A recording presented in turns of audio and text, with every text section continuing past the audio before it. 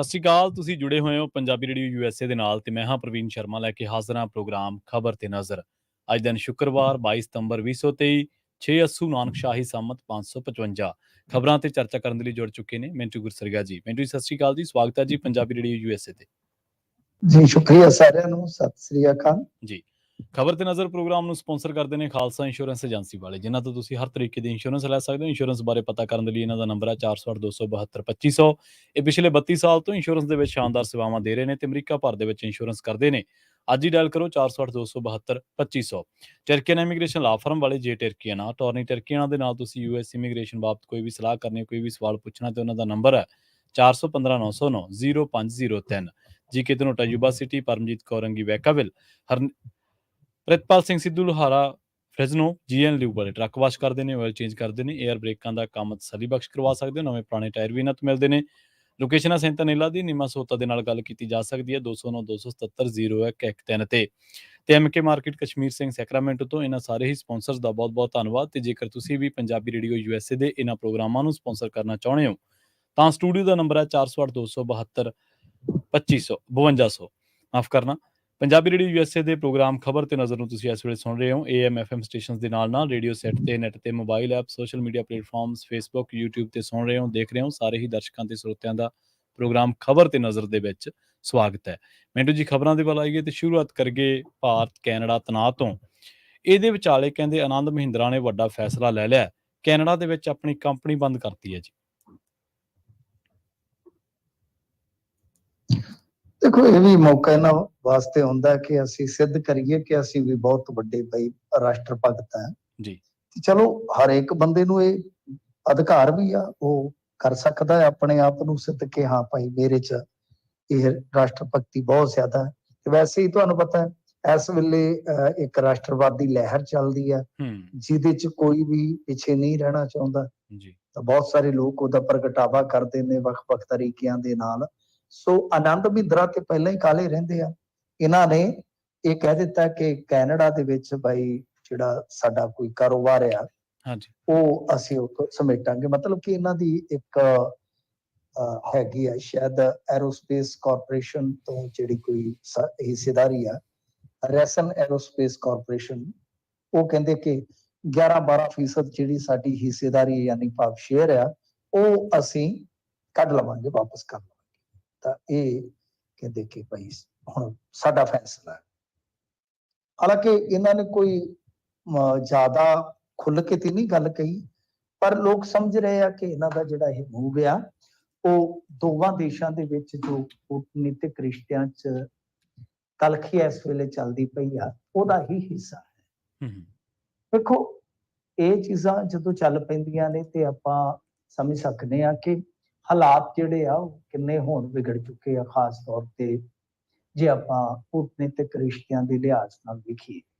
ਯਾਨੀ ਇਹ ਹੁਣ ਕੋਈ ਛੋਟੀ ਗੱਲ ਨਹੀਂ ਰਹਿ ਜਾਂਦੀ। ਤੁਹਾਡੇ ਸਾਹਮਣੇ ਹੀ ਅੱਜ ਸਵੇਰ ਦਾ ਇੱਧਰ ਚੱਲਣ ਡਿਆ ਕਿ ਟਰੂਡੋ ਨੇ ਫੇਰ ਦੁਹਰਾਇਆ, US ਦਾ ਬਿਆਨ ਆਇਆ, ਇਹਨਾਂ ਨੇ ਮਤਲਬ ਵੀਜ਼ਾ ਸੇਵਾਵਾਂ ਕੈਂਸਲ ਕੀਤੀਆਂ। ਡਿਪਲੋਮੈਟ ਕਿਹਾ ਕਿ ਭਾਈ ਜਿਹੜਾ ਸਟਾਫ ਤੁਸੀਂ ਐਵੇਂ ਇੱਧਰ ਵਾੜਿਆ ਇੰਡੀਆ ਚ ਉਹਨੂੰ ਘੱਟ ਕਰੋ। ਮਤਲਬ ਕਿ ਇੱਕ ਦੂਜੇ ਨੂੰ ਕੱਟਿਆ ਜਾ ਰਿਹਾ, ਕਿਸੇ ਨਾ ਕਿਸੇ ਬਹਾਨੇ, ਕਿਸੇ ਨਾ ਕਿਸੇ ਪੱਖ ਤੋਂ ਮਤਲਬ ਪਛਾੜਿਆ ਜਾ ਰਿਹਾ। ਸੋ ਲਿਹਾਜ਼ਾ ਇਹ ਚੀਜ਼ਾਂ ਜਦੋਂ ਚੱਲ ਪੈਂਦੀਆਂ ਤਾਂ ਫਿਰ ਔਖਾ ਹੀ ਆ। ਆਪਾਂ ਕਹਿ ਸਕਦੇ ਹਾਂ ਕਿ ਰਿਸ਼ਤਿਆਂ ਚ ਤਲਖੀ ਬਹੁਤ ਹੱਦ ਤੱਕ ਵਧੀ ਆ। ਜਿੱਥੋਂ ਤੱਕ ਹੈਗਾ ਕਿ ਇਨਵੈਸਟਮੈਂਟ ਕੱਢਣ ਦਾ ਮਸਲਾ, ਤਾਂ ਮੈਂ ਤੁਹਾਡੀ ਜਾਣਕਾਰੀ ਵਾਸਤੇ ਦੱਸ ਦੇਵਾਂ ਕਿ ਕੈਨੇਡਾ ਨੇ ਵੀ ਇੱਕ ਆਪਣਾ ਨਾ ਉਹਨਾਂ ਦਾ ਜਿਹੜਾ ਪੈਨਸ਼ਨ ਦਾ ਬਹੁਤ ਵੱਡਾ ਸਰਮਾਇਆ ਉਹ ਇੰਡੀਆ ਚ ਲਾ ਰੱਖਿਆ। ਕਿਉਂਕਿ ਹੁੰਦਾ ਕੀ ਆ ਕਿ ਬਹੁਤ ਸਾਰੇ ਇਸ ਤਰ੍ਹਾਂ ਦੇ ਦੇਸ਼ ਹੁੰਦੇ ਆ ਜਿਹੜੇ ਦੇਖਦੇ ਆ ਕਿ ਜੋ ਬਹੁਤ ਤੇਜ਼ੀ ਨਾਲ ਸਭ ਤੋਂ ਫਾਸਟੈਸਟ ਗਰੋਇੰਗ ਕੰਟਰੀਜ਼ ਹੁੰਦੀਆਂ ਜਿਹੜੀਆਂ ਆਰਥਿਕਤਾ ਦੇ ਲਿਹਾਜ਼ ਨਾਲ, ਤੇ ਉੱਥੇ ਪੈਸਾ ਇਨਵੈਸਟ ਕਰ ਦਿੰਦੇ ਆ, ਜਿਵੇਂ ਸ਼ੇਅਰ ਬਾਜ਼ਾਰ ਇਤਿਆਦਿ ਵਿੱਚ। ਇਹਨਾਂ ਦਾ ਜਿਵੇਂ ਕੋਟਕ ਬੈਂਕ ਆ, ਪੇਟੀਐਮ ਆ, ਇਸ ਤਰ੍ਹਾਂ ਪੈਸਾ ਲੱਗਿਆ ਹੋਇਆ ਤੇ ਉਹ ਹੈਗਾ ਤਕਰੀਬਨ 21 ਬਿਲੀਅਨ। 21 ਬਿਲੀਅਨ ਦੇ ਹੁਣ ਰੁਪਈਏ ਬਣਾਈਏ ਤੇ ਖਾਸੇ ਬਣ ਜਾਂਦੇ ਆ ਜੀ। ਤਾਂ ਉਹ ਪੈਸਾ ਮੰਨ ਲਓ ਹੁਣ ਉਹ ਵੀ ਕੱਢਿਆ ਜਾ ਸਕਦਾ, ਉਹ ਵੀ ਹੋ ਸਕਦਾ ਵਾਪਸ ਲੈ ਲੈਣ। ਪਰ ਚਲੋ ਉਹਨਾਂ ਦਾ ਤੇ ਇਹ ਆ ਕਿ ਉਹਨਾਂ ਨੇ ਜਿਵੇਂ ਮੈਂ ਤੁਹਾਨੂੰ ਦੱਸਿਆ ਕਿ ਉਹ ਦੇਖਣਾ ਹੁੰਦਾ। ਤੇ ਵੈਸੇ ਨਾ ਥੋੜਾ ਜਿਹਾ ਸ਼ੇਅਰ ਬਾਜ਼ਾਰ ਤੇ ਦਾ ਅਸਰ ਆਇਆ, ਇੰਨਾ ਬਹੁਤਾ ਨਹੀਂ, ਜੋ ਪੈਸਾ ਕੱਢ ਵੀ ਲੈਣਗੇ ਵੈਸੇ ਤਾਂ ਉਹ ਏਡਾ ਕੋਈ ਵੱਡਾ ਨਹੀਂ ਹੈਗਾ ਤੇ ਬੜਾ ਵੱਡਾ ਝਟਕਾ ਹੋਏਗਾ, ਪਰ ਉਹ ਇਹ ਹੁੰਦਾ ਨਾ ਕਿ ਇੱਕ ਤੁਸੀਂ ਵਾਰ ਚੱਲਿਆ ਤੇ ਅਸੀਂ ਦੂਜਾ ਚੱਲ ਦਿੱਤਾ, ਮਤਲਬ ਕਿ ਚਾਲ ਤੇ ਚਾਲ ਹੈ। ਹਾਲਾਂਕਿ ਥੋੜਾ ਬਹੁਤਾ ਜੇ ਤੁਸੀਂ ਦੇਖੋਗੇ ਕੈਨੇਡਾ ਤੇ ਇੰਡੀਆ ਦੇ ਰਿਸ਼ਤਿਆਂ 'ਚ ਜਿਹੜੀ ਇਹ ਕਸ਼ੀਦਗੀ ਆਈ ਆ, ਇਹਦੇ ਕਰਕੇ ਅਸਰ ਹੈ ਬਾਜ਼ਾਰ ਤੇ, ਇੰਨਾ ਜ਼ਿਆਦਾ ਨਹੀਂ ਹੈ। ਪਰ ਦੂਜੇ ਪਾਸੇ ਜੇ ਤੁਸੀਂ ਵੇਖੋਗੇ ਤਾਂ ਪੰਜਾਬ ਦੇ ਵਿੱਚ ਅਸਰ ਜ਼ਿਆਦਾ ਵੇਖਣ ਨੂੰ ਮਿਲਦਾ ਹੈ। ਜੇ ਆਪਾਂ ਵੇਖਦੇ ਹੀ ਹਾਂ ਤਾਂ ਉੱਥੇ ਇੱਕ ਡਰ ਹੈ ਲੋਕਾਂ ਦੇ ਵਿੱਚ, ਬੜੇ ਸਵਾਲ ਨੇ, ਅਫਵਾਹਾਂ ਨੇ, ਦੁਬਿਧਾਵਾਂ ਨੇ ਕਿ ਕਿਹਨੂੰ ਵੀਜ਼ਾ ਮਿਲੇਗਾ, ਕਿਹਨੂੰ ਨਹੀਂ ਮਿਲੇਗਾ। ਮੇਰੇ ਪਿੰਡ ਦੇ ਦੋ ਮੁੰਡੇ, ਦੋਵਾਂ ਦੇ ਵੀਜ਼ਾ ਲੱਗਾ ਪਿਆ ਤੇ ਦੋਵੇਂ ਵਾਲੀਬਾਲ ਖੇਡਦੇ ਤੇ ਅੱਜ ਦੋਵੇਂ ਵਾਲੀਬਾਲ ਖੇਡਣ ਤੋਂ ਪਹਿਲਾਂ ਉਹ ਸਿੱਧਾ ਮੇਰੇ ਕੋਲ ਹੀ ਆਏ ਕਿ ਮੇਰੇ ਤਾਂ ਵੀਜ਼ਾ ਲੱਗਿਆ, ਇੱਕ ਦੀ ਘਰ ਵਾਲੀ ਇੱਥੇ ਹੈ ਕੈਨੇਡਾ, ਕਹਿੰਦਾ ਮੇਰਾ ਕੀ ਬਣੂਗਾ। ਮੈਂ ਕਿਹਾ ਕੁਛ ਨਹੀਂ, ਤੁਸੀਂ ਤੇ ਜਾਣਾ ਹੀ ਜਾਣਾ, ਤੁਹਾਨੂੰ ਕੌਣ ਰੋਕੇਗਾ। ਸੋ ਹਿਸਾਬ ਲਾ ਲਓ ਪੜ੍ਹੇ ਲਿਖੇ ਮੁੰਡੇ ਜਿਹਦਾ ਕਿਸੇ ਦਾ ਮਤਲਬ ਕਿ ਆਈਲੈਟਸ ਕੀਤਾ ਹੋਇਆ, ਜਿਸਨੇ ਕਾਫੀ ਸਮਝ ਆਪਣੀ ਡਿਵੈਲਪ ਕੀਤੀ ਆ ਹੁਣ ਤੱਕ, ਉਹ ਵੀ ਦੁਬਿਧਾ 'ਚ ਆ। ਜਿਹਦੀ ਨਾਲ ਦੀ ਉੱਥੇ ਬੈਠੀ ਆ ਉਹ ਵੀ ਦੁਬਿਧਾ 'ਚ ਆ, ਇੱਥੇ ਬੈਠਾ ਹੀ ਕਿ ਬਾਈ ਕੀ ਬਣੇਗਾ, ਕੀ ਹੋਏਗਾ, ਕੀ ਨਹੀਂ ਹੋਏਗਾ। ਮੈਂ ਕਿਹਾ ਕੁਛ ਨਹੀਂ ਹੈ, ਉਹ ਤੇ ਜਿਹੜਾ ਕੋਈ ਹੁਣ ਕੈਨੇਡੀਅਨ ਸਿਟੀਜ਼ਨ ਹੈ ਉਹ ਇੱਕ ਵਾਰੀ ਉਹਦਾ ਰੋਕਿਆ, ਉਹ ਵੀ ਨਵਾਂ ਵੀਜ਼ਾ ਅਪਲਾਈ ਨਹੀਂ ਹੋਣਾ, ਮਤਲਬ ਕਿ ਅਰਜ਼ੀ ਨਹੀਂ ਲੈਣਗੇ। ਹੋਰ ਕੀ ਹੈ, ਇੱਥੇ ਇੰਨਾ ਇੱਕ ਤਰ੍ਹਾਂ ਨਾਲ ਕਹਿ ਲਓ ਕਿ ਦੁਬਿਧਾ ਬਣਾ ਦਿੱਤੀ ਆ ਸਾਡੇ ਮੀਡੀਆ ਨੇ, ਜਿਸਨੇ ਦੁਬਿਧਾ ਖਤਮ ਕਰਨੀ ਹੁੰਦੀ ਹੈ ਇੰਨੀ ਦੁਬਿਧਾ ਬਣਾ ਦਿੱਤੀ ਆ ਕਿ ਗੱਲ ਹੀ ਛੱਡ ਦਿਓ। ਖੈਰ ਇਹ ਇੱਕ ਮਹਿੰਦਰਾ ਸਾਹਿਬ ਨੇ ਆਪਣਾ ਫੈਸਲਾ ਲਿਆ, ਪਰ ਉਧਰੋਂ ਜੇ ਜਿਵੇਂ ਮੈਂ ਤੁਹਾਨੂੰ ਦੱਸਿਆ ਹੋਰ ਵੀ ਇਨਵੈਸਟਮੈਂਟ ਹੋਏਗੀ ਕੈਨੇਡਾ ਦੀ, ਐਸੀ ਗੱਲ ਨਹੀਂ। ਪਰ ਮੈਂ ਜਿੰਨੀ ਕੁ ਜਾਣਦਾ ਇਨਵੈਸਟਮੈਂਟ ਕਿ ਉਹ ਆਪਣੀ ਇਨਵੈਸਟਮੈਂਟ ਦੇ ਬਾਰੇ ਹਾਲੇ ਤੱਕ ਨਹੀਂ ਬੋਲੇ। ਬਾਕੀ ਸਾਰੀਆਂ ਤਾਂ ਗੱਲਾਂ ਤੁਹਾਡੇ ਕੋਲ ਹੈਗੀਆਂ ਹੀ ਆ, ਤੁਹਾਨੂੰ ਜਾਣਕਾਰੀ ਇੱਧਰ ਬੈਠਿਆਂ ਨੂੰ ਹੈਗੀ ਆ, ਪਰ ਮੁੱਖ ਤੌਰ ਤੇ ਇਹੀ ਸੀ ਅੱਜ ਦੇ ਵਿੱਚ ਜੇ ਤੁਸੀਂ ਵੇਖੋਗੇ। ਪਰ ਹੈਰਾਨਗੀ ਆ, ਵੱਡੀ ਗੱਲ ਜਿਹੜੀ ਮੈਂ ਨੋਟ ਕੀਤੀ ਆ ਕਿ ਉਧਰ ਸਦਨ 'ਚ ਖੜ ਕੇ ਦੋਸ਼ ਲੱਗੇ ਨੇ, ਇੱਧਰ ਵਿਸ਼ੇਸ਼ ਇਜਲਾਸ ਪਿਆ ਚੱਲਦਾ ਸੀਗਾ, ਪਰ ਸਦਨ ਦੇ ਵਿੱਚ ਜਿਹੜਾ ਬਿਆਨ ਆਉਣਾ ਚਾਹੀਦਾ ਸੀ ਸਾਡੇ ਵੀ ਕਿਸੇ ਗ੍ਰਹਿ ਮੰਤਰੀ ਬਣੀਓ ਜਾਂ ਵਿਦੇਸ਼ ਮੰਤਰੀ ਬਣੀਓ, ਉਹ ਉੱਥੇ ਸਦਨ 'ਚੋਂ ਨਹੀਂ ਆਇਆ। ਮੈਨੂੰ ਉਮੀਦ ਸੀ ਕਿ ਸ਼ਾਇਦ ਸਾਡੇ, ਕਿਉਂਕਿ ਉੱਥੇ ਸਾਰਿਆਂ ਨੇ ਇੱਕ ਸੁਰ 'ਚ ਬੋਲਣਾ ਸੀਗਾ ਕਿ ਬੋਲੂਗੇ, ਪਰ ਐਸਾ ਨਹੀਂ ਹੋਇਆ ਜੀ। ਤੇ ਮੈਨੂੰ ਜੀ ਅਗਲੀ ਖਬਰ ਦੇ ਵੱਲ ਵਧੀਏ ਤੇ ਆਪ ਦੇ ਨਾਲ ਗੱਠਜੋੜ ਤੇ ਪੰਜਾਬ ਕਾਂਗਰਸ ਨੂੰ ਕਹਿੰਦੇ ਹਾਈ ਕਮਾਂਡ ਦੀ ਘੁਰਕੀ ਹੈ। ਦੇਖੋ ਇਹ ਨਾ ਛਿੱਤਰੀ ਦਾਲ ਵੰਡਣ ਡਏ ਸੀਗੇ ਰਵਨੀਤ ਬਿੱਟੂ, ਰਾਜਾ ਵੜਿੰਗ ਆਪਸ ਦੇ ਵਿੱਚ, ਮਤਲਬ ਕਿ ਕਾਫੀ ਜ਼ਿਆਦਾ ਖਹਿਪੜ ਰਹੇ ਸੀਗੇ। ਰਵਨੀਤ ਬਿੱਟੂ ਕਹਿ ਰਿਹਾ ਸੀਗਾ ਕਿ ਜੇ ਹਾਈ ਕਮਾਂਡ ਦਾ ਕਹਿਣਾ ਨਹੀਂ ਜੇ ਮੰਨਣਾ ਤੇ ਇੱਥੋਂ ਨਿਕਲੋ, ਛੱਡ ਦਿਓ ਪਾਰਟੀ। ਫਿਰ ਉਹ ਗੁਰਜੀਤ ਸਿੰਘ ਔਜਲਾ ਬੋਲ ਰਹੇ ਸਨ ਤੇ ਇਹ ਤਾਂ ਘਮਸਾਨ ਤੁਹਾਨੂੰ ਪਤਾ ਹੀ ਹੈ ਨਾ, ਖਾਸੇ ਟਾਈਮ ਤੋਂ ਚੱਲ ਰਿਹਾ ਵਾ। ਉਧਰੋਂ ਰਾਜਾ ਵੜਿੰਗ ਨੇ 4-5 ਦਿਨ ਪਹਿਲਾਂ ਇੱਕ ਪੋਸਟ ਜੀ ਪਾ ਕੇ ਚਤਾ ਦਿੱਤਾ ਸੀਗਾ, ਤਾਂ ਹੁਣ ਕਹਿੰਦੇ ਆ ਕਿ ਇਹ ਕੁਰਕੀ ਜਿਹੜੀ ਆ ਉਹ ਬਹੁਤ ਜ਼ਿਆਦਾ ਅਸਰ ਕਰ ਰਹੀ ਆ। ਮਤਲਬ ਕਿ ਮਲਗਾ ਅਰਜੁਨ ਖੜਗੇ ਨੇ ਸਪਸ਼ਟ ਤੌਰ ਤੇ ਜਿਹੜਾ ਇਹਨਾਂ ਨੂੰ ਕਿਹਾ ਕਿ ਗੱਠਜੋੜ ਨੂੰ ਲੈ ਕੇ ਕੋਈ ਵੀ ਮੁੱਦਾ ਜਿਹੜਾ ਉਹ ਨਾ ਬਣਾਇਆ ਜਾਵੇ। ਤਾਂ ਇਹਦਾ ਹੀ ਨਤੀਜਾ ਜਿਹੜਾ ਹੈ ਉਹ ਵੇਖਣ ਨੂੰ ਮਿਲਦਾ ਪਿਆ ਹੈ ਕਿ 16 ਸਤੰਬਰ ਨੂੰ ਜਿਹੜੀ ਉਹ ਕਾਂਗਰਸ ਵਰਕਿੰਗ ਕਮੇਟੀ ਦੀ ਬੈਠਕ ਹੋਈ ਸੀ, ਜਿਹਦੀ ਆਪਾਂ ਗੱਲ ਵੀ ਕੀਤੀ ਸੀ, ਕਹਿੰਦੇ ਕਿ ਕੁਝ ਨੇਤਾਵਾਂ ਨੇ ਉੱਥੇ ਵਰਕਰਾਂ ਦੇ ਰੋਸ ਤੋਂ ਜਾਣੂ ਜ਼ਰੂਰ ਕਰਵਾ ਦਿੱਤਾ ਸੀਗਾ ਕਿ ਇਸ ਤਰ੍ਹਾਂ ਦਾ ਰੋਸ ਹੈ ਕਾਂਗਰਸ ਦੇ ਵਰਕਰਾਂ ਦੇ ਵਿੱਚ, ਪਰ ਇੱਕ ਵਾਰੀ ਉਹਨਾਂ ਨੇ ਸਿੱਧਾ ਹੀ ਕਹਿ ਦਿੱਤਾ ਕਿ ਭਾਈ ਤੁਸੀਂ ਬਹੁਤਾ ਹੁਣ ਇੱਕ ਦੂਜੇ ਤੇ ਨਿਸ਼ਾਨਾ ਨਹੀਂ ਜੇ ਰੱਖਣਾ। ਅੱਛਾ ਚਲੋ ਇਹ ਤੇ ਕਾਂਗਰਸੀਆਂ ਦੀ ਗੱਲ ਹੈ, ਸ਼ਾਇਦ ਆਪਾਂ ਅੱਗੇ ਵੀ ਕੀਤੀ ਹੋਏਗੀ, ਕਿਤੇ ਨਾ ਕਿਤੇ ਸੁਣੀ ਹੋਊਗੀ। ਪਰ ਦੂਸਰੇ ਪਾਸੇ ਜੇ ਆਪਾਂ ਦੇਖੀਏ ਚੰਡੀਗੜ੍ਹ ਵਿਧਾਨ ਸਭਾ ਦਾ ਨਾ ਉਹ ਹੋਇਆ ਡਿਜੀਟਲਾਈਜੇਸ਼ਨ ਜਿਸ ਨੂੰ ਆਪਾਂ ਕਹਿੰਦੇ ਆ, ਉਹ ਹੋਇਆ ਤੇ ਉੱਥੇ ਜ਼ਿਆਦਾਤਰ ਜਿਹੜੇ ਕਾਂਗਰਸ ਦੇ ਵਿਧਾਇਕ ਸੀਗੇ ਉਹ ਗੈਰ ਹਾਜ਼ਰ ਪਾਏ ਗਏ। ਜਿਵੇਂ ਵਿਰੋਧੀ ਧਿਰ ਦੇ ਨੇਤਾ, ਕਿਉਂਕਿ ਉੱਥੇ ਮੁੱਖ ਮੰਤਰੀ ਸਾਹਿਬ ਆਏ ਸਨ, ਸਾਰੇ ਜੁੜੇ ਸੀਗੇ। ਕਾਂਗਰਸੀ MLA ਸੁਖਪਾਲ ਸਿੰਘ ਖਹਿਰਾ ਉਹ ਆ ਕੇ ਵੀ ਪ੍ਰੋਗਰਾਮ ਸ਼ੁਰੂ ਹੋਣ ਤੋਂ ਪਹਿਲਾਂ ਹੀ ਚਲੇ ਗਏ। ਮੌਜੂਦਾ ਵਿਧਾਇਕਾਂ ਵਿੱਚ ਕਾਂਗਰਸ ਤੋਂ ਮੁਅੱਤਲ ਸੰਦੀਪ ਜਾਖੜ ਤੇ ਸਾਬਕਾ ਮੰਤਰੀ ਤ੍ਰਿਪਤਰਜਿੰਦਰ ਸਿੰਘ ਬਾਜਵਾ ਵੀ ਸ਼ਾਮਲ ਸੀਗੇ। ਮਤਲਬ ਕਿ ਇਹ ਜਿਹੜੇ ਗੈਰ ਹਾਜ਼ਰ ਰਹੇ ਨੇ ਜਾਂ ਆ ਕੇ ਚਲੇ ਗਏ, ਇਹ ਉਹ ਨੇ ਜਿਹੜੇ ਥੋੜੇ ਖਫਾ ਨੇ, ਕਿਤੇ ਨਾ ਕਿਤੇ ਖਫਾ ਨੇ। ਸੋ ਇਸ ਕਰਕੇ ਇਹ ਤੇ ਸਾਫ਼ ਹੈ ਕਿ ਨਾਰਾਜ਼ਗੀ ਹੈਗੀ ਆ। ਪਰ ਇੱਕ ਚੀਜ਼ ਹੋਰ ਵੇਖਿਓ ਤੁਸੀਂ, ਚਲੋ ਇਹ ਚੀਜ਼ਾਂ ਹੈਗੀਆਂ ਨੇ ਆਪਣੀ ਥਾਂ ਤੇ, ਕਿ ਜਿਵੇਂ ਹੀ ਇਹ ਖਬਰ ਆਈ ਆ ਕਿ ਭਾਈ ਇਹ ਮਸਲਾ ਜਿਹੜਾ ਉਹ ਹਾਈ ਕਮਾਨ ਨੇ ਥੋੜਾ ਜਿਹਾ ਇਹਨਾਂ ਨੂੰ ਸਖਤਾਈ ਦੇ ਨਾਲ ਦੱਸਿਆ ਵਾ ਕਿ ਇਹ ਅੱਗੇ ਜਾ ਕੇ ਤੁਸੀਂ ਵਿਗਾੜਨਾ ਨਹੀਂ ਹੈ। ਉਤਰਾ ਹੀ ਇੱਕ ਚੀਜ਼ ਤੁਸੀਂ ਹੋਰ ਵੇਖੋਗੇ ਕਿ ਆਮ ਆਦਮੀ ਪਾਰਟੀ ਵਾਲਿਆਂ ਨੇ ਵੀ ਇਹਨਾਂ ਤੇ ਨਿਸ਼ਾਨੇ ਬਿੰਨਣੇ ਬੰਦ ਕਰ ਦਿੱਤੇ ਆ, ਹੈ ਕਿ ਨਹੀਂ? ਆ ਤੁਸੀਂ ਵੇਖਿਆ ਹੋਣਾ 7-8 ਦਿਨ ਪਹਿਲਾਂ ਤਾਂ ਮੁੱਖ ਮੰਤਰੀ ਤੱਕ ਵੀ ਬੋਲ ਰਹੇ ਸੀਗੇ, ਪਰ ਉਹਦੇ ਬਾਅਦ ਹੁਣ ਉਹ ਵੀ ਨਹੀਂ ਬੋਲ ਰਹੇ ਜੀ। ਤੇ ਕਿਤੇ ਨਾ ਕਿਤੇ ਮੈਨੂੰ ਲੱਗਦਾ ਕਿ ਇਹ ਨਾ ਹੋਵੇ ਕਿ ਹੁਣ ਮੁੜ ਤੋਂ ਕਾਲੀ ਭਾਜਪਾ ਨੂੰ ਜ਼ਿੰਮੇਵਾਰੀ ਸਾਂਭਣੀ ਪਵੇ। ਉਹ ਠੀਕ ਹੈ, ਅਲਾਈਅੰਸ ਤੇ ਲੱਗਦਾ ਨਹੀਂ ਕਿ ਹੋਏਗਾ, ਘੱਟੋ ਘੱਟ ਆਪੋਜੀਸ਼ਨ ਬਣਾਉਣ ਵਾਸਤੇ ਹੀ ਸ਼ਾਇਦ ਅਲਾਈਅੰਸ ਕਰ ਲੈਣ ਕਿ ਆਪੋਜੀਸ਼ਨ ਤੇ ਰੱਖੀਏ ਨਾ ਪੰਜਾਬ 'ਚ, ਇਹ ਤੇ ਦੋਵੇਂ ਰਲ ਕੇ ਮਿਲ ਗਏ ਆ।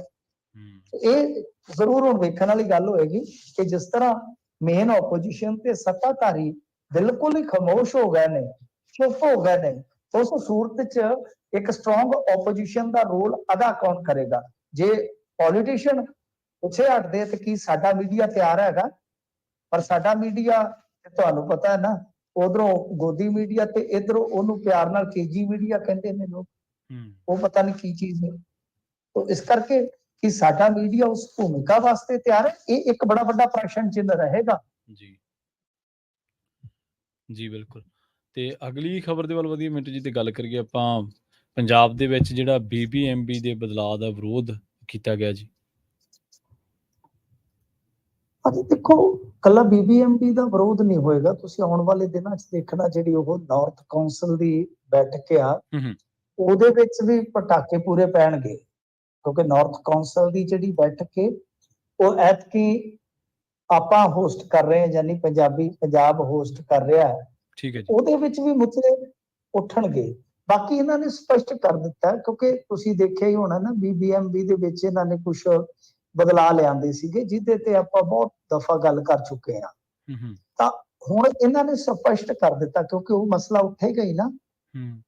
ਇੱਥੇ ਸਾਫ਼ ਹੀ ਹੈ ਕਿ ਉਹ ਨਾਰਥ ਕਾਉਂਸਲ ਦੀ ਬੈਠਕ ਦੇ ਵਿੱਚ ਵੀ ਉੱਠਣਾ, ਤੇ ਜਿਹੜੀ ਕੇਂਦਰੀ ਊਰਜਾ ਮੰਤਰਾਲੇ ਵੱਲੋਂ ਸੱਦੀ ਗਈ ਸੀ ਅੰਤਰਰਾਜੀ ਮੀਟਿੰਗ, ਉਹਨਾਂ ਜਿਹੜੇ ਸਾਰੇ ਮਤਲਬ ਕਿ ਇਕੱਠੇ ਹੋਏ ਸੀਗੇ ਸਟੇਟ, ਉਹਨਾਂ 'ਚ ਪੰਜਾਬ ਵੀ ਸ਼ਾਮਲ ਸੀਗਾ। ਤੇ ਇਹਨਾਂ ਨੇ ਸਾਫ਼ ਤੌਰ ਤੇ ਸਪਸ਼ਟ ਤੌਰ ਤੇ ਕਹਿ ਦਿੱਤਾ ਹੈ ਕਿ ਜਿਹੜੇ ਤੁਸੀਂ ਬਦਲਾਅ ਕੀਤੇ ਨੇ ਭਾਖੜਾ ਬਿਆਸ ਮੈਨੇਜਮੈਂਟ ਬੋਰਡ ਦੇ ਵਿੱਚ, ਉਹ ਸਾਨੂੰ ਪ੍ਰਵਾਨ ਨਹੀਂ ਹੈ। ਜਦ ਕਿ ਹਰਿਆਣਾ ਪਹਿਲਾਂ ਤੇ ਤੁਹਾਨੂੰ ਪਤਾ ਹੀ ਹੈ ਨਾ, ਪੰਜਾਬ ਦੇ ਨਾਲ ਹੀ ਸੀਗਾ, ਸਟੈਂਡ ਕਰਦਾ ਸੀਗਾ, ਕਿਉਂਕਿ ਉਹਨਾਂ ਨੂੰ ਵੀ ਮਾਰ ਪਈ ਸੀ। ਪਰ ਦੱਸਦੇ ਕਿ ਟ੍ਰਿਬਿਊਨ ਮੁਤਾਬਕ ਟ੍ਰਿਬਿਊਨ ਨੇ ਦਾਅਵਾ ਕੀਤਾ ਕਿ ਹਰਿਆਣਾ ਥਿੜਕ ਗਿਆ ਆਪਣੇ ਸਟੈਂਡ ਤੋਂ। ਇਹ ਵੇਖਣ ਵਾਲੀ ਗੱਲ ਹੈ, ਕਿਉਂਕਿ ਉਹ ਤਾਂ ਤੁਹਾਨੂੰ ਪਤਾ ਹੈ ਫਿਰ ਭਾਰਤੀ ਜਨਤਾ ਪਾਰਟੀ ਦੀ ਸਰਕਾਰ ਚੱਲਦੀ ਆ ਤੇ ਉਹਨਾਂ ਨੇ ਤੇ ਬੋਲਣਾ ਹੀ ਕੀ ਆ। ਹੁਣ ਇਹ ਜਿਹੜੀ ਮੀਟਿੰਗ ਹੋਏਗੀ ਉਹਦੇ 'ਚ ਅਗਾਂਹ ਜਾ ਕੇ ਆਪਾਂ ਨੂੰ ਸਪਸ਼ਟ ਹੋ ਜਾਏਗਾ ਕਿ ਕੀ ਕੁਝ ਪੰਜਾਬ ਮੰਗਦਾ, ਕੀ ਕੁਝ ਪੰਜਾਬ ਨੂੰ ਮਿਲਦਾ ਆ। ਪਰ ਮੈਨੂੰ ਲੱਗਦਾ ਕਿ ਹਰਿਆਣੇ ਨੂੰ ਸਿਆਸਤ ਤੋਂ ਤੇ ਉੱਠ ਕੇ ਇਹ, ਕਿਉਂਕਿ ਉਹਨਾਂ ਨੂੰ ਇਸ ਗੱਲ ਦੀ ਮਾਰ ਪੈਣੀ ਹੈ, ਜਿਵੇਂ ਇਹਨਾਂ ਨੇ ਸ਼ਰਤਾਂ ਬਦਲ ਦਿੱਤੀਆਂ, ਉਹਦੇ 'ਚ ਆਪਣੇ ਜਿਹੜੇ ਲੱਗਣੇ ਹੁੰਦੇ ਆ, ਨਿਯੁਕਤੀਆਂ ਹੋਣੀਆਂ ਹੁੰਦੀਆਂ, ਉਹ ਨਹੀਂ ਹੋ ਪਾਊਗੀਆਂ, ਸਾਰਾ ਕੁਝ ਸੈਂਟਰ ਦੇ ਅਧੀਨ ਜਾ ਰਿਹਾ ਹੈ। ਤਾਂ ਉਹਦੇ 'ਚ ਹਰਿਆਣੇ ਨੂੰ ਵੀ ਘੱਟੋ ਘੱਟ ਹਿੱਤ ਦੀ ਤੇ ਮਾਰ ਦਿੰਦੀ ਆ ਨਾ, ਇਹਨਾਂ ਨੂੰ ਵੀ ਚਾਹੀਦਾ ਸੀਗਾ। ਪਰ ਪਤਾ ਨਹੀਂ ਕਿਉਂ ਹਰਿਆਣੇ ਵਾਲੇ ਤੇ ਨਿਕੰਮੇ ਨਿਕਲੇ ਨੇ, ਇਹਨਾਂ ਦੇ ਪੋਲੀਟੀਸ਼ੀਅਨ ਥੜਕ ਗਏ ਪੈਂਤੜੇ ਤੋਂ। ਪਰ ਪੰਜਾਬ ਨੇ ਦੱਸ ਦਿਆ ਕਿ ਕਾਫੀ ਸ਼ਾਨਦਾਰ ਢੰਗ ਦੇ ਨਾਲ ਆਪਣੀ ਗੱਲ ਜਿਹੜੀ ਆ ਉਹ ਰੱਖ ਦਿੱਤੀ ਆ। ਜੀ। ਤੇ ਮੈਨੂੰ ਜੀ ਗੱਲ ਕਰੀਏ ਸਿੱਖਾਂ ਦੇ ਕੈਲੰਡਰ ਦੇ ਵਖਰੇਵੇਂ ਦੇ ਨਤੀਜੇ ਦਾ ਇੱਕ ਹੋਰ ਨਮੂਨਾ ਸਾਹਮਣੇ ਆਇਆ ਜੀ। ਹਾਂਜੀ, ਗੱਲ ਇਹ ਆ ਕਿ ਜੋ ਦੇਖੋ ਇਹ ਵਖਰੇਵਾਂ ਵਾਲਾ ਮਸਲਾ ਹੈ ਨਾ, ਵਖਰੇਵਾਂ ਤਾਂ ਹੱਲ ਹੋ ਸਕਦਾ ਸੀਗਾ, ਚਲੋ ਮੈਂ ਉਹਨੀਆਂ ਗੱਲਾਂ ਕਹਿਣ ਜੋਗਾ ਨਹੀਂ ਹੈਗਾ, ਮੇਰੀ ਤੌਫੀਕ ਨਹੀਂ ਹੈਗੀ। ਪਰ ਜੇ ਸਹੀ ਢੰਗ ਦੇ ਨਾਲ ਸਿੱਖ ਕੌਮ ਇਕਜੁੱਟ ਹੋ ਕੇ ਕੋਈ ਇਹਦਾ ਹੱਲ ਕੱਢਦੀ ਤੇ ਹੋ ਸਕਦਾ ਸੀਗਾ। ਪਰ ਹੁਣ ਦਿੱਕਤ ਪਰੇਸ਼ਾਨੀ ਜਿਹੜੀ ਆ ਤੁਹਾਨੂੰ ਪਤਾ ਹੀ ਹੈ ਕਿ ਉਹ ਬਹੁਤ ਜ਼ਿਆਦਾ ਹੈ, ਤੇ ਉਹ ਤੇ ਕਈ ਅੱਗੇ ਇਸ ਤਰ੍ਹਾਂ ਦੇ ਫਿਰ ਨਮੂਨੇ, ਇਸ ਤਰ੍ਹਾਂ ਦੀਆਂ ਮਿਸਾਲਾਂ ਦੇਖਣ ਨੂੰ ਮਿਲੂਗੀਆਂ। ਦਰਅਸਲ ਕੀ ਹੋਇਆ ਕਿ ਹੁਣ ਇੱਕ ਵਾਰੀ ਫੇਰ ਕਾਫੀ ਕੁਝ ਜਿਹੜਾ ਇਸ ਵੇਲੇ ਜਿਹੜੇ ਚਰਚਾ ਹੈ ਕਿ 22 ਸਤੰਬਰ ਨੂੰ ਸਿੱਖ ਧਰਮ ਦੇ ਜਿਹੜੇ ਆਪਣੇ ਪਹਿਲੇ ਗੁਰੂ ਸਾਹਿਬ ਆ, ਗੁਰੂ ਨਾਨਕ ਦੇਵ ਜੀ, ਇੱਕ ਪਾਸੇ ਤੇ ਉਹਨਾਂ ਦੀ ਸ਼ਾਦੀ ਤੁਹਾਨੂੰ ਪਤਾ ਨਾ ਬੜੇ ਉਹ ਸ਼ਾਨੋ ਸ਼ੌਕਤ ਨਾਲ, ਚਾਹੋ ਜਲਾਲ ਨਾਲ ਸੁਲਤਾਨਪੁਰ ਲੋਧੀ ਤੋਂ ਬਰਾਤ ਸਜਾਈ ਜਾਂਦੀ ਆ, ਬਟਾਲੇ ਦੇ ਵਿੱਚ ਸਵਾਗਤ ਹੁੰਦਾ ਹੈ, ਉਹ ਵੇਖਣ ਵਾਲਾ ਹੀ ਨਜ਼ਾਰਾ ਹੁੰਦਾ ਹੈ ਤੇ ਜ਼ਿੰਦਗੀ 'ਚ ਵੇਖਿਓ। ਤਾਂ ਕਹਿਣ ਦਾ ਮਤਲਬ ਕਿ ਇੱਕ ਪਾਸੇ ਜਾਹੋ ਜਲਾਲ ਦੇ ਨਾਲ ਸਾਰਾ ਕੁਝ ਕੀਤਾ ਜਾ ਰਿਹਾ ਤੇ ਉਧਰ ਦੂਸਰੇ ਪਾਸੇ ਇਹ ਦੱਸਦੇ ਨੇ ਕਿ ਪਾਕਿਸਤਾਨ ਦੇ ਵਿੱਚ ਮਤਲਬ ਕਿ ਉੱਥੇ ਜੋ ਉਹਨਾਂ ਦਾ ਕਹਿ ਲਓ ਕਿ ਸਰੀਰਕ ਤੌਰ ਤੇ ਵਿਛੋੜਾ ਸੀਗਾ, ਗੁਰੂ ਸਾਹਿਬ ਦਾ ਜੋਤੀ ਜੋਤ ਸਮਾਏ ਜਿਹੜਾ, ਤੇ ਉਹ ਦਿਹਾੜਾ ਮਨਾ ਰਹੇ।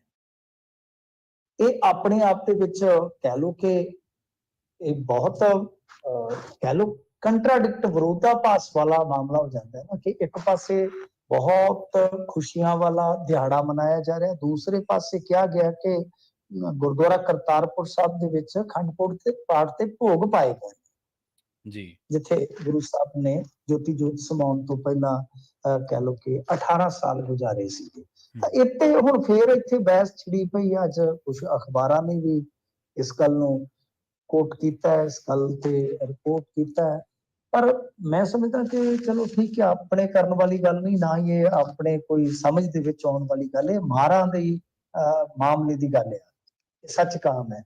ਅਸੀਂ ਤੁਸੀਂ ਨਹੀਂ ਇਹਨਾਂ ਚੀਜ਼ਾਂ ਦਾ ਹੱਲ ਕਰ ਸਕਦੇ, ਕਿਉਂਕਿ ਕੈਲੰਡਰ ਬਣਾਉਣਾ, ਪ੍ਰਵਾਨ ਕਰਨਾ ਤੇ ਉਹਦੇ ਤੇ ਸਾਰਿਆਂ ਦੀ ਸਹਿਮਤੀ ਬਣਾ ਲੈਣੀ, ਇਹ ਬਹੁਤ ਵੱਡਾ ਮੁੱਦਾ ਸੀਗਾ। ਪਰ ਨਾਨਕਸ਼ਾਹੀ ਕੈਲੰਡਰ ਬਣਿਆ, ਸਹਿਮਤੀ ਵੀ ਬਣੀ, ਫਿਰ ਵਖਰੇਵਾ ਹੋਇਆ, ਸੋਧ ਦੇ ਨਾਮ ਤੇ ਇਧਰ ਐਸਜੀਪੀਸੀ ਨੇ ਅਲੱਗ ਪ੍ਰਬੰਧ ਕਰ ਲਿਆ, ਪਾਕਿਸਤਾਨ ਦੇ ਵਿੱਚ ਅਲੱਗ ਆ, ਉਹ ਅਲੱਗ ਨਾਨਕਸ਼ਾਹੀ ਕੈਲੰਡਰ ਦੇ ਮੁਤਾਬਕ ਚੱਲਦੇ ਆ ਤੇ ਜਿਹਦਾ ਸੱਚਾ ਅੱਜ ਤੁਹਾਡੇ ਸਾਹਮਣੇ। ਇਹ ਇੱਕ ਬਹੁਤ ਵੱਡੇ ਅਖਬਾਰ ਨੇ ਵੀ ਅੱਜ ਮੁੱਦਾ ਚੁੱਕਿਆ ਹੋਇਆ ਹੈ ਕਿ ਪਾਲ ਸਿੰਘ ਪੁਰੇਵਾਲ ਵੱਲੋਂ ਜਿਹੜਾ ਮੂਲ ਨਾਨਕਸ਼ਾਹੀ ਕੈਲੰਡਰ ਬਣਾਇਆ ਗਿਆ ਸੀਗਾ, ਉਸਨੂੰ ਅਪਣਾਇਆ ਤਾਂ ਗਿਆ ਸੀਗਾ, ਪਰ ਉਹ ਸੋਧ ਦੇ ਨਾਮ ਤੇ ਤੁਹਾਨੂੰ ਪਤਾ ਹੀ ਹੈ ਜੋ ਅੱਗੇ ਚੱਲ ਕੇ ਹੋਇਆ ਸੀਗਾ।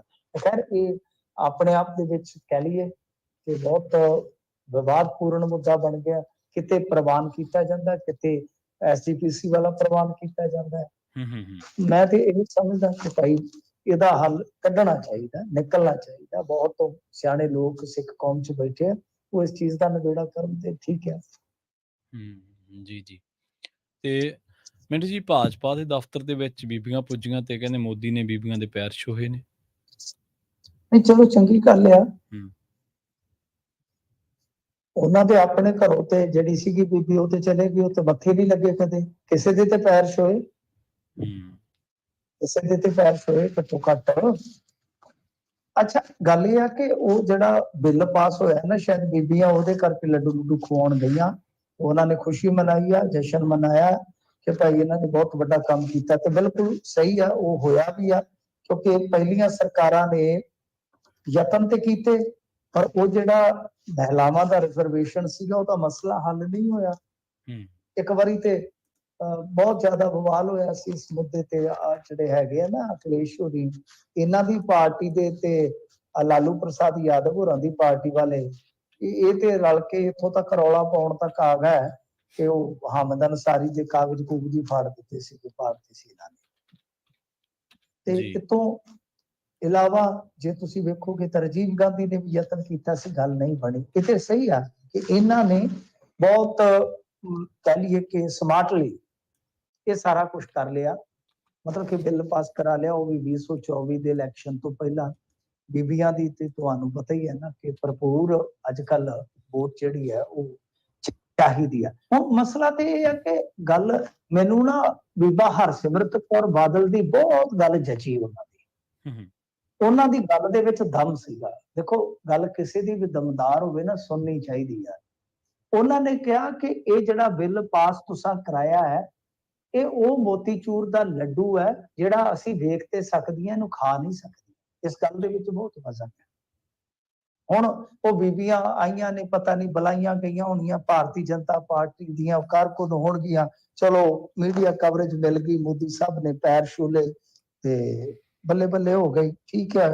ਪਰ ਜਿਹੜੀ ਗੱਲ ਬੀਬਾ ਹਰਸਿਮਰਤ ਕੌਰ ਬਾਦਲ ਨੇ ਕਹੀ ਆ ਉਹ ਵਜ਼ਨਦਾਰ ਆ ਕਿ ਜੇ ਤੁਸੀਂ ਬਿੱਲ ਲੈ, ਪਹਿਲੀ ਗੱਲ 33 ਕਿਉਂ, ਮੈਂ ਤਾਂ ਕਹਿੰਦਾ 50% ਲੈ ਕੇ ਆਓ।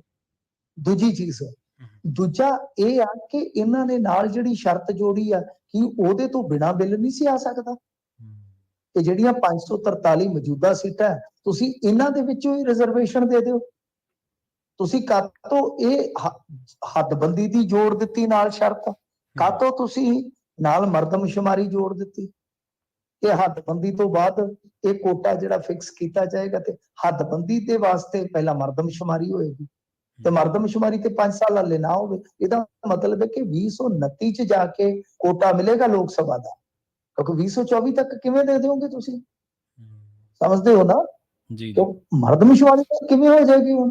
ਮਰਦਮਸ਼ੁਮਾਰੀ ਦਾ ਪ੍ਰੋਸੈਸ ਬਹੁਤ ਲੰਬਾ ਚੱਲਦਾ ਹੈ, ਇਸ ਕਰਕੇ ਉਦੋਂ ਨੂੰ ਇਲੈਕਸ਼ਨ ਜਿਹੜਾ ਹੈ ਉਹਦੇ ਚ ਦੇਸ਼ ਰੁੱਝ ਜਾਏਗਾ। ਸੋ ਇਸ ਕਰਕੇ ਇਹਨਾਂ ਨੇ ਉਹ ਲਾਲਚ ਟਰਪਲ ਜਿਹੜੇ ਹੈਗੇ ਆ ਸਿਆਸਤਦਾਨਾਂ ਨੇ ਮਾਰ ਲੈਣੇ ਹੁੰਦੇ ਆ। ਬਿੱਲ ਪਾਸ ਕਰਾ ਲਿਆ, ਵਧੀਆ ਗੱਲ ਹੈ, ਪਰ ਉਹਦੇ ਵਿੱਚ ਜਿਹੜੀ ਸ਼ਰਤ ਜੋੜੀ ਨੇ ਉਹ ਸ਼ਰਤ ਆਪਣੇ ਆਪ ਦੇ ਵਿੱਚ ਐਸੀ ਸ਼ਰਤ ਆ ਕਿ ਜਿਹਦੇ ਬਾਰੇ ਆਪਾਂ ਕਹਿ ਸਕਦੇ ਕਿ ਨੇੜਲੇ ਭਵਿੱਖ ਚ ਉਹ ਕੋਟਾ ਲਾਗੂ ਨਹੀਂ ਹੋਏਗਾ। ਜੀ ਤੇ ਮਿੰਟੂ ਜੀ, ਲੇਡੀ ਸਿਪਾਹੀ ਦੇ ਨਾਲ ਦਰਿੰਦਗੀ ਕਰਨ ਵਾਲਿਆਂ ਦੇ ਵਿੱਚੋਂ ਇੱਕ ਜਣਾ ਮਾਰਿਆ ਗਿਆ ਜੀ। ਹਾਂਜੀ, ਇਹ ਦੇਖੋ ਤੁਸੀਂ ਉਹ ਵੇਖੀ ਹੋਣੀ ਇੱਕ ਤਸਵੀਰ ਜਿਹੜੀ ਹੈ ਨਾ, ਉਹ ਵਾਇਰਲ ਹੋਈ ਸੀਗੀ, ਜਿਹਦੇ ਵਿੱਚ ਇੱਕ ਔਰਤ ਪਈ ਆ ਤੇ ਤੇੜੋਂ ਨੰਗੀ ਆ ਤੇ ਖੂਨ ਨਾਲ ਲੱਥਪੱਥ ਆ ਟ੍ਰੇਨ 'ਚ। ਅੱਜ ਤੋਂ 1.5 ਮਹੀਨਾ ਪਹਿਲਾਂ ਪੰਜਾਬੀਆਂ ਨੇ ਵੀ ਉਹ ਜਿਹੜੀ ਹੈਗੀ ਸੀ ਫੋਟੋ ਬੜੀ ਸ਼ੇਅਰ ਕੀਤੀ ਸੀਗੀ, ਤੇ ਦਰਅਸਲ ਇਹ ਉਹੀ ਦਰਿੰਦੇ ਨੇ।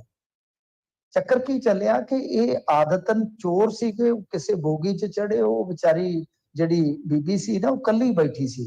ਇਹ ਮਤਲਬ ਕਿ ਉਹਦੇ ਉੱਥੇ ਬੈਠ ਕੇ ਤੇ ਪੋਰਨ ਫਿਲਮਾਂ ਦੇਖ ਰਿਹਾ ਸੀ, ਉਹਨੂੰ ਪਤਾ ਲੱਗ ਗਿਆ, ਉਹ ਉੱਠ ਕੇ ਕਿਤੇ ਪਾਸੇ ਗਈ, ਇਹ ਮਗਰ ਚੱਲ ਗਏ ਤੇ ਉਹਨੇ ਜਦੋਂ ਵਿਰੋਧ ਕੀਤਾ, ਛੇੜਛਾੜ ਕਰਨ ਲੱਗੇ ਹੋਣੇ ਆ ਇਹਨਾਂ, ਪਹਿਲਾਂ ਤੇ ਉਹਦੇ ਮੂੰਹ ਤੇ, ਇਹਨਾਂ ਦੇ ਕੋਲ ਬਲੇਡ ਬਲੂਡ ਹੁੰਦੇ ਆ ਚੋਰਾਂ ਕੋਲ, ਜਿਹੜੇ ਇੱਧਰ ਦੇ ਚੋਰ ਹੁੰਦੇ ਆ ਨਾ, ਇਹ ਜਿਹੜੇ ਹੋਏ ਦਿੱਲੀ ਦੇ ਚੋਰ, ਬੰਬੇ ਦੇ ਚੋਰ, ਯੂਪੀ ਦੇ ਚੋਰ, ਬਿਹਾਰ ਦੇ, ਇਹ ਬਲੇਡਬਾਜ਼ੀ ਬੜੀ ਕਰਦੇ ਆ।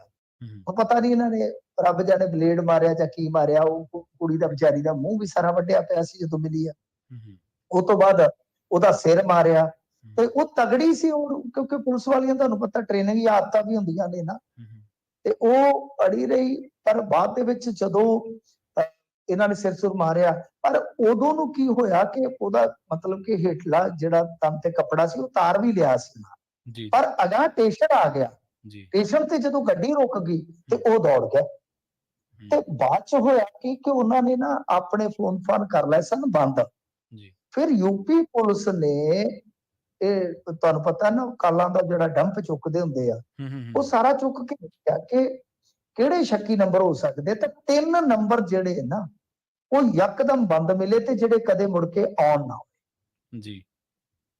ਇਹਨਾਂ ਨੇ ਫਿਰ ਉਹਨਾਂ ਨੂੰ ਲੱਭਣਾ ਸ਼ੁਰੂ ਕਰ ਦਿੱਤਾ, ਤੇ ਅੱਜ ਟੱਕਰ ਗਏ ਯੁੱਧਿਆ ਦੇ ਏਰੀਏ ਦੇ ਵਿੱਚ। ਇਹ 2 ਤੇ ਇਹਨਾਂ ਨੇ ਨੇੜੇ ਹੀ ਫੜ ਲਏ। ਇੱਕ ਕਹਿੰਦੇ ਤੂੰ ਬਾਈਕ ਤੇ ਭੱਜ ਰਿਹਾ ਸੀ ਤੇ 30-40 ਕਿਲੋਮੀਟਰ ਦੂਰ ਜਾ ਕੇ, ਜਿਵੇਂ ਯੂਪੀ ਪੁਲਿਸ ਕਰਦੀ ਆ, ਤੇ ਐਨਕਾਊਂਟਰ ਕਰਕੇ ਉਹਨਾਂ ਨੇ ਮਾਰਤਾ। ਹੁਣ ਆਪਾਂ ਕਹਿ ਸਕਦੇ ਆ ਖਾਨਾ ਪੂਰਤੀ ਆ ਕਿ ਬਈ ਐਨਕਾਊਂਟਰ ਦੀ ਜਾਂਚ ਹੋਣੀ ਚਾਹੀਦੀ, ਪੜਤਾਲ ਹੋਣੀ ਚਾਹੀਦੀ ਆ, ਉਹ ਸਾਰੀਆਂ ਗੱਲਾਂ ਆਪਣੀ ਥਾਂ ਤੇ, ਕਿ ਕਿਤੇ ਝੂਠਾ ਤੇ ਨਹੀਂ ਹੈ, ਇਹਨਾਂ ਨੂੰ ਸਜ਼ਾ ਕਾਨੂੰਨ ਦੇਵੇ। ਪਰ ਜੋ ਇਹਨਾਂ ਨੇ ਦਰਿੰਦਗੀ ਕੀਤੀ ਸੀ, ਨਾ ਮਾਫੀ ਹੋ ਗਿਆ, ਹਾਲੇ ਵੀ ਉਹ ਕੁੜੀ ਨੂੰ ਸੁਰਤ ਨਹੀਂ ਆਈ, ਮਹੀਨੇ ਦੇ ਕਰੀਬ ਹੋ ਗਿਆ ਸਮਾਂ। ਅੱਛਾ, ਹਾਂਜੀ, ਉਹ ਦਾਖਲ ਹੈ। ਪਰ ਮਿੰਟੂ ਜੀ, ਤੁਸੀਂ ਸੋਚੋ ਕਿ ਜੇਕਰ ਪੁਲਿਸ ਵਾਲੀ ਕੁੜੀ ਨਾਲ ਇਹ ਹੋ ਸਕਦਾ, ਤੇ ਆਮ ਕੁੜੀ ਦੇ ਕੀ ਹਾਲਾਤ ਹੋਣਗੇ ਉਹਨਾਂ ਥਾਵਾਂ ਦੇ। ਬਿਲਕੁਲ ਜੀ ਮਿੰਟੂ ਜੀ, ਇਹਨਾਂ ਖਾਸ ਖਬਰਾਂ ਤੇ ਖਾਸ ਜਾਣਕਾਰੀਆਂ ਦੇ ਲਈ ਤੁਹਾਡਾ ਬਹੁਤ ਬਹੁਤ ਧੰਨਵਾਦ ਜੀ। ਖਬਰਾਂ ਹਾਲੇ ਹੋਰ ਵੀ ਨੇ ਜਿਨ੍ਹਾਂ ਤੇ ਆਪਾਂ ਚਰਚਾ ਕਰਾਂਗੇ, ਪਰ ਰੁਕਾਂਗੇ ਇੱਕ ਸ਼ਾਰਟ ਬ੍ਰੇਕ ਦੇ ਲਈ, ਜਲਦ ਵਾਪਸੀ ਕਰਾਂਗੇ। ਜੁੜੇ ਰਹੋ ਪੰਜਾਬੀ ਰੇਡੀਓ USA ਦੇ ਨਾਲ। ਬ੍ਰੇਕ ਤੋਂ ਪਾਰ ਕੁਝ ਹੋਰ ਖਬਰਾਂ ਤੇ ਕਰਾਂਗੇ ਚਰਚਾ।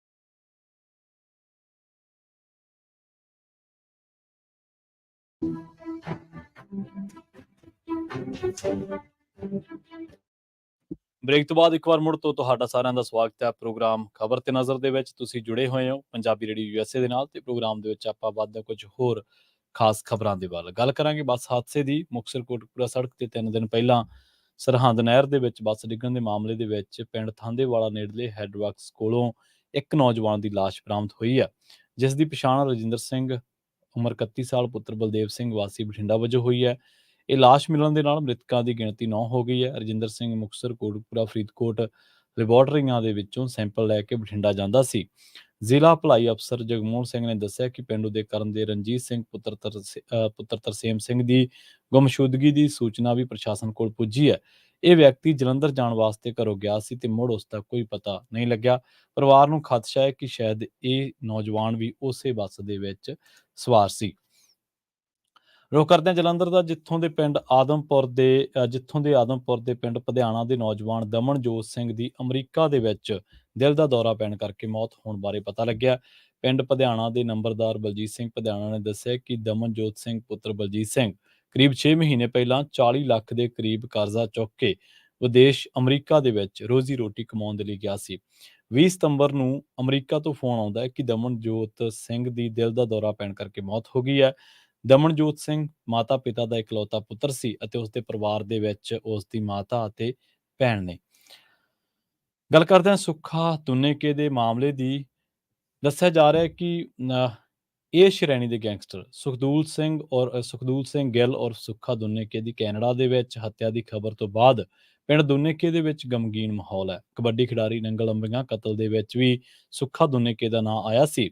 ਉਹ ਕੇਂਦਰੀ ਜਾਂਚ ਏਜੰਸੀ NIA ਵੱਲੋਂ ਜਾਰੀ 43 ਅੱਤਵਾਦੀਆਂ ਅਤੇ ਗੈਂਗਸਟਰਾਂ ਦੀ ਸੂਚੀ ਦੇ ਵਿੱਚ ਸ਼ਾਮਲ ਸੀ। ਸੋਸ਼ਲ ਮੀਡੀਆ ਤੇ ਲਾਰੈਂਸ ਬਿਸ਼ਨੋਈ ਗੈਂਗ ਵੱਲੋਂ ਹੱਤਿਆ ਦੀ ਜ਼ਿੰਮੇਵਾਰੀ ਦੀ ਪੋਸਟ ਵਾਇਰਲ ਹੋ ਰਹੀ ਹੈ। ਸੁੱਖਾ ਦੁੰਨੇਕੇ ਕਰੀਬ 4 ਸਾਲ ਦਾ ਸੀ ਜਦੋਂ ਉਸ ਦੇ ਪਿਤਾ ਗੁਰਨੈਬ ਸਿੰਘ ਉਰਫ ਨੈਬ ਸਿੰਘ ਦੀ ਸਾਲ 1988 ਦੇ ਵਿੱਚ ਦੱਸਿਆ ਜਾਂਦਾ ਕਿ ਅੱਤਵਾਦੀਆਂ ਨੇ ਹੱਤਿਆ ਕਰ ਦਿੱਤੀ ਸੀ। ਪਰਿਵਾਰ ਮੂਲ ਰੂਪ ਦੇ ਵਿੱਚ ਜ਼ਿਲ੍ਹਾ ਬਠਿੰਡਾ ਦੇ ਕਸਬਾ ਨਥਾਣਾ ਨੇੜਲੇ ਪਿੰਡ ਗੰਗਾ ਦਾ ਰਹਿਣ ਵਾਲਾ ਸੀ। ਬਾਅਦ ਦੇ ਵਿੱਚ ਇੱਥੇ ਆ ਕੇ ਵਸ ਗਿਆ। ਸੁੱਖੇ ਨੂੰ ਅੱਤਵਾਦ ਪੀੜਤ ਪਰਿਵਾਰਾਂ ਨੂੰ ਮਿਲਦੀਆਂ ਸਹੂਲਤਾਂ ਕਰਕੇ ਤਰਸ ਦੇ ਆਧਾਰ ਤੇ ਸਥਾਨਕ DC ਦਫ਼ਤਰ ਦੇ ਵਿੱਚ ਸੇਵਾਦਾਰ ਦੀ ਨੌਕਰੀ ਮਿਲੀ ਸੀ।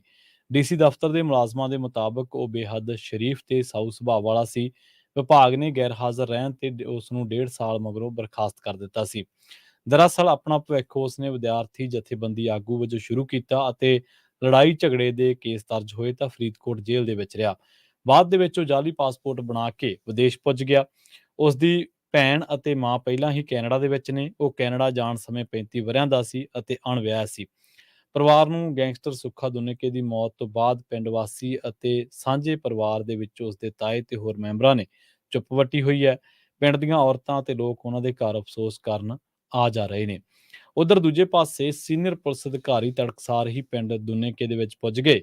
ਜ਼ਿਲ੍ਹਾ ਪੁਲਿਸ ਮੁਖੀ ਜੇ ਏਲਨ ਚੇਜ਼ੀਅਨ ਨੇ ਇਹ ਗੱਲ ਕਹੀ ਹੈ ਕਿ ਗੈਂਗਸਟਰ ਸੁੱਖਾ ਦੁੰਨੇਕੇ ਦੀ ਕੈਨੇਡਾ ਦੇ ਵਿੱਚ ਹੱਤਿਆ ਬਾਰੇ ਹਾਲੇ ਤੱਕ ਕੋਈ ਸਰਕਾਰੀ ਜਾਣਕਾਰੀ ਤਾਂ ਨਹੀਂ ਪੁੱਜੀ, ਪਰ ਪਰਿਵਾਰਕ ਮੈਂਬਰਾਂ ਨੇ ਆਪਣੇ ਪੱਧਰ ਤੇ ਪੁਸ਼ਟੀ ਜ਼ਰੂਰ ਕੀਤੀ ਹੈ। ਉਹਨਾਂ ਦੱਸਿਆ ਕਿ ਸੁੱਖੇ ਦੇ ਖਿਲਾਫ ਕਤਲ, ਲੁੱਟ-ਖੋਹ, ਫਰੌਤੀ ਦੇ 18 ਕੇਸ ਦਰਜ ਨੇ, ਜਿਨ੍ਹਾਂ ਦੇ ਵਿੱਚੋਂ 11 ਉਸ ਦੇ ਕੈਨੇਡਾ ਜਾਣ ਤੋਂ ਬਾਅਦ ਦਰਜ ਹੋਏ ਨੇ। ਇੱਥੇ ਦੱਸਦੇ ਚੱਲੀਏ ਕਿ ਇਹ ਸੁੱਖਾ ਦੁੰਨੇਕੇ ਜਿਹੜਾ ਗੈਂਗਸਟਰ ਸੀਗਾ, ਇਹਦਾ ਨਾਂ ਕਬੱਡੀ ਖਿਡਾਰੀ ਸੰਦੀਪ ਨੰਗਲ ਅੰਬੀਆਂ ਦੇ ਕਤਲ ਕੇਸ ਦੇ ਵਿੱਚ ਵੀ ਬੋਲਦਾ ਸੀਗਾ। ਉਧਰ ਦੂਜੇ ਪਾਸੇ ਪੰਜਾਬ ਦੇ ਵਿੱਚ ਹੜ੍ਹਾਂ ਦੀ ਗੱਲ ਕਰੀਏ ਤਾਂ ਸੰਯੁਕਤ ਕਿਸਾਨ ਮੋਰਚੇ ਵੱਲੋਂ ਦਿੱਤੇ ਗਏ ਸੱਦੇ ਦੇ ਮੁਤਾਬਕ ਪੰਜਾਬ ਦੇ ਡਿਪਟੀ ਕਮਿਸ਼ਨਰਾਂ ਦੇ ਦਫ਼ਤਰਾਂ ਦੇ ਅੱਗੇ ਧਰਨੇ ਸ਼ੁਰੂ ਹੋ ਚੁੱਕੇ ਨੇ।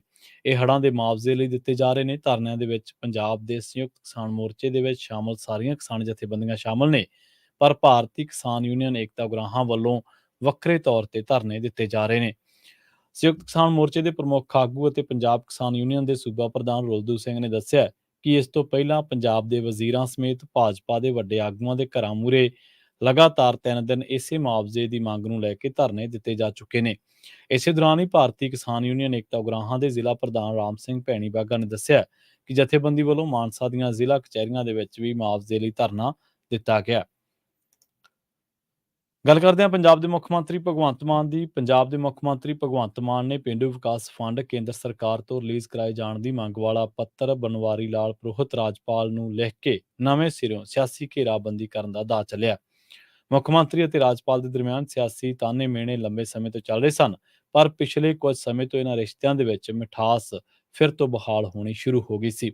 ਦੋਵੇਂ ਧਿਰਾਂ ਨੇ ਇੱਕ ਤਰੀਕੇ ਦੇ ਨਾਲ ਚੁੱਪ ਵੱਟੀ ਹੋਈ ਸੀ, ਪਰ ਇਸ ਪੱਤਰ ਨੇ ਰਾਜ ਭਵਨ ਨੂੰ ਮੁੜ ਸਿਆਸੀ ਹੁੱਜ ਮਾਰ ਦਿੱਤੀ ਹੈ। ਮੁੱਖ ਮੰਤਰੀ ਭਗਵੰਤ ਮਾਨ ਦਾ ਗਿਲਾ ਰਿਹਾ ਹੈ ਕਿ ਰਾਜਪਾਲ ਸੂਬੇ ਦੇ ਪੱਖ ਦੇ ਮੁੱਦਿਆਂ ਨੂੰ ਕੇਂਦਰ ਕੋਲ ਨਹੀਂ ਉਠਾਉਂਦੇ, ਜਦਕਿ ਰਾਜਪਾਲ ਇਹੋ ਆਖਦੇ ਰਹੇ ਨੇ ਕਿ ਮੁੱਖ ਮੰਤਰੀ ਨੇ ਕਦੇ ਵੀ ਸੂਬਾਈ ਮੁੱਦਿਆਂ ਨੂੰ ਲੈ ਕੇ ਉਹਨਾਂ ਦੇ ਨਾਲ ਰਾਬਤਾ ਨਹੀਂ ਬਣਾਇਆ। ਮੁੱਖ ਮੰਤਰੀ ਭਗਵੰਤ ਮਾਨ ਨੇ ਹੁਣ ਰਾਜਪਾਲ ਨੂੰ ਪੱਤਰ ਲਿਖ ਕੇ ਕਿਹਾ ਹੈ ਕਿ ਉਹ ਸੂਬੇ ਦੇ ਕੇਂਦਰ ਸਰਕਾਰ ਵੱਲ ਬਕਾਇਆ ਪਏ ਪੇਂਡੂ ਵਿਕਾਸ ਫੰਡ ਜਾਰੀ ਕਰਵਾਉਣ ਅਤੇ ਮਾਰਕੀਟ ਵਿਕਾਸ ਫੰਡ ਦੇ ਵਿੱਚ ਕੀਤੀ ਗਈ ਕਟੌਤੀ ਦੀ ਬਹਾਲੀ ਦਾ ਮਾਮਲਾ ਰਾਸ਼ਟਰਪਤੀ ਅਤੇ ਪ੍ਰਧਾਨ ਮੰਤਰੀ ਦੇ ਕੋਲ ਉਠਾਉਣ। ਮੁੱਖ ਮੰਤਰੀ ਨੇ ਪੱਤਰ ਦੇ ਵਿੱਚ ਜ਼ਿਕਰ ਕੀਤਾ ਹੈ ਕਿ ਕੇਂਦਰ ਸਰਕਾਰ ਨੇ ਦਿਹਾਤੀ ਵਿਕਾਸ ਫੰਡ ਦਾ ਹੈਡ ਹੀ ਖਤਮ ਕਰ ਦਿੱਤਾ ਹੈ ਅਤੇ ਮਾਰਕੀਟ ਵਿਕਾਸ ਫੰਡ ਵੀ 3% ਤੋਂ ਘਟਾ ਕੇ 2% ਕਰ ਦਿੱਤਾ ਹੈ। ਉਹਨਾਂ ਜ਼ਿਕਰ ਕੀਤਾ ਹੈ ਕਿ ਦੇਸ਼ ਦੇ ਅਨਾਜ ਭੰਡਾਰ ਨੂੰ ਭਰਨ ਵਾਸਤੇ ਪੰਜਾਬ ਦਾ ਵੱਡਾ ਯੋਗਦਾਨ ਰਿਹਾ ਹੈ। ਕੇਂਦਰੀ ਪੂਲ ਦੇ ਲਈ ਖਰੀਦ ਕੀਤਾ ਜਾਂਦਾ ਅਨਾਜ ਕੇਂਦਰ ਨੂੰ ਸੌਂਪਿਆ ਜਾਂਦਾ, ਜਿਸ ਕਰਕੇ ਸਾਰੇ ਖਰੀਦ ਖਰਚਿਆਂ ਦੀ ਭਰਪਾਈ ਕੇਂਦਰ ਸਰਕਾਰ ਵੱਲੋਂ ਕੀਤੀ ਜਾਣੀ ਹੁੰਦੀ ਹੈ। ਦੱਸਦੇ ਚੱਲੀਏ ਕਿ ਜਦੋਂ ਕਾਂਗਰਸ ਦੀ ਸਰਕਾਰ ਸੀ ਤਾਂ ਉਦੋਂ ਕੇਂਦਰ ਨੇ ਪੁਰਾਣੇ ਦਿਹਾਤੀ ਵਿਕਾਸ ਫੰਡਾਂ ਦਾ ਹਿਸਾਬ ਕਿਤਾਬ ਮੰਗਿਆ ਸੀ, ਜੋ ਦੇ ਦਿੱਤਾ ਗਿਆ ਸੀ। ਕੇਂਦਰ ਸਰਕਾਰ ਨੇ ਮੁੜ ਅੜਿੱਕਾ ਖੜਾ ਕਰਦਿਆਂ ਪੰਜਾਬ ਪੇਂਡੂ ਵਿਕਾਸ ਐਕਟ 1987 ਦੇ ਵਿੱਚ ਸੋਧ ਕੀਤੇ ਜਾਣ ਦੀ ਸ਼ਰਤ ਲਗਾ ਦਿੱਤੀ। ਪੰਜਾਬ ਨੇ ਇਸ ਐਕਟ ਦੇ ਵਿੱਚ ਸੋਧ ਵੀ ਕਰ ਦਿੱਤੀ ਸੀ, ਪਰ ਇਸ ਦੇ ਬਾਵਜੂਦ ਬਕਾਏ ਜਾਰੀ ਨਹੀਂ ਕੀਤੇ ਗਏ। ਮੁੱਖ ਮੰਤਰੀ ਨੇ ਹਵਾਲਾ ਦਿੱਤਾ ਹੈ ਕਿ ਪੰਜਾਬ ਪੇਂਡੂ ਵਿਕਾਸ ਐਕਟ 1987 ਦੀ ਧਾਰਾ 7 ਦੇ ਮੁਤਾਬਕ ਪੰਜਾਬ ਪੇਂਡੂ ਵਿਕਾਸ ਬੋਰਡ ਨੂੰ ਫਸਲਾਂ ਦੇ ਘੱਟੋ-ਘੱਟ ਸਮਰਥਨ ਮੁੱਲ ਤੇ 3% ਦਾ ਭੁਗਤਾਨ ਕੀਤਾ ਜਾਂਦਾ ਹੈ। ਦੱਸਣਯੋਗ ਹੈ ਕਿ ਦਿਹਾਤੀ ਵਿਕਾਸ ਫੰਡਾਂ ਦੇ ਕੇਂਦਰ ਸਰਕਾਰ ਦੇ ਵੱਲ ਤਕਰੀਬਨ 5637 ਕਰੋੜ 5637 ਕਰੋੜ ਰੁਪਏ ਦੇ ਬਕਾਏ ਖੜੇ ਨੇ। ਸੂਬਾ ਸਰਕਾਰ ਨੇ ਕੇਂਦਰੀ ਵਜ਼ੀਰਾਂ ਤੱਕ ਵੀ ਪਹੁੰਚ ਕੀਤੀ ਸੀ, ਪਰ ਕੋਈ ਵੀ ਗੱਲ ਨਹੀਂ ਬਣੀ। ਸਰਕਾਰ ਨੇ 11 ਜੁਲਾਈ ਨੂੰ ਸੁਪਰੀਮ ਕੋਰਟ ਦੇ ਵਿੱਚ ਪਟੀਸ਼ਨ ਦਾਇਰ ਕੀਤੀ ਹੈ ਤੇ ਜਿਸ ਦੀ ਸੁਣਵਾਈ ਹੁਣ 25 ਸਤੰਬਰ ਨੂੰ ਹੋਣੀ ਹੈ। ਦੱਸਦੇ ਚੱਲੀਏ ਕਿ ਜਿਹੜੇ ਭਾਜਪਾਈ ਆਗੂ ਇਸ ਵੇਲੇ ਖਾਸ ਕਰਕੇ ਸੁਨੀਲ ਜਾਖੜ ਵਰਗੇ ਜਿਹੜੇ ਪ੍ਰਧਾਨ ਨੇ ਭਾਜਪਾ ਦੇ ਵਿੱਚ ਇਸ ਵੇਲੇ ਪੰਜਾਬ ਦੇ, ਉਹਨਾਂ ਨੂੰ ਕਮਾਨ ਸੌਂਪੀ ਗਈ ਹੈ ਤੇ ਉਹ ਲਗਾਤਾਰ 218 ਕਰੋੜ ਰੁਪਏ ਜਿਹੜਾ ਕਿ ਹੜ੍ਹਾਂ ਦੇ ਲਈ ਆਇਆ ਸੀ, ਉਹਦਾ ਹਿਸਾਬ ਕਿਤਾਬ ਮੰਗਦੇ ਰਹੇ ਨੇ। ਪਰ ਮੈਨੂੰ ਨਹੀਂ ਲੱਗਦਾ ਕਿ ਕਦੇ ਵੀ ਪੰਜਾਬ ਦੇ ਭਾਜਪਾ ਆਗੂ ਨੇ ਕਦੇ ਦਿਹਾਤੀ ਵਿਕਾਸ ਫੰਡ ਦਾ ਮੁੱਦਾ ਵੀ ਕੇਂਦਰ ਸਰਕਾਰ ਕੋਲੇ ਚੱਕਿਆ ਹੋਵੇ। ਜੇਕਰ 218 ਕਰੋੜ ਦਾ ਹਿਸਾਬ ਮੰਗਣਾ ਜ਼ਰੂਰੀ ਹੈ, ਅਸੀਂ ਵੀ ਕਹਿੰਦੇ ਹਾਂ ਕਿ ਸਰਕਾਰ ਭਗਵੰਤ ਮਾਨ ਸਰਕਾਰ ਦੱਸੇ ਕਿ ਉਹਨੇ ਕਿੱਥੇ ਕਿੱਥੇ ਪੈਸਾ ਵੰਡਿਆ। ਇਹਦਾ ਹੱਕ ਹੈ ਮੰਗਣ ਦਾ, ਹਿਸਾਬ ਕਿਤਾਬ ਮੰਗਣ ਦਾ ਹੱਕ, ਜਾਂ ਇਹ ਹਿਸਾਬ ਕਿਤਾਬ ਦੀ ਗੱਲ ਕਹਿਣ ਦਾ ਹੱਕ ਸਭ ਨੂੰ ਹੈ।